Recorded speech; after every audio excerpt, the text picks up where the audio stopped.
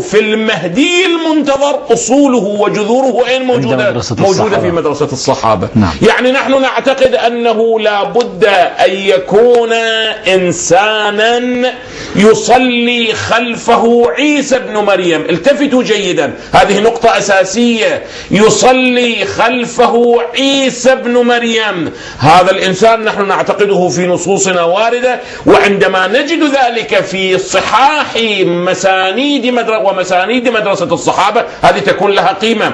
ولا يمكن أن تقاس هذه القضية برواية رووها هنا وهناك غير معلومة السند والدلالة أنه أمر رسول الله صلى الله عليه وآله بالخليفة الأول أن يصلي مكانه. ذيك الرواية أساسا لم ترد من طرقنا، هي من طرق مدرسة الصحابة أولا، وثانيا حتى على مستوى مدرسة الصحابة في أسنادها ضعف شديد ويعلمه المتتبع ويعلمه المتخصص. الآن لست بصدد ذاك، وعلى فرض ثبوتها فهي ثابتة، حجة ماذا؟ حجة عليهم لا حجة علينا، بخلاف هذا المضمون الذي نقوله، وهو أن عيسى الذي هو نبي من أنبياء أولي العزم يصلي خلف من؟ يصلي خلف المهدي عليه أفضل الصلاة والسلام. هذه قضية أساسية، خلف المهدي المنتظر، لا أقول عليه السلام حتى المشاهد يقول لم يثبت أنه هو الإمام الثاني عشر، لا لا لا أبدا، خلف المهدي المنتظر. هذه قضية مجمع عليها بين المدرستين.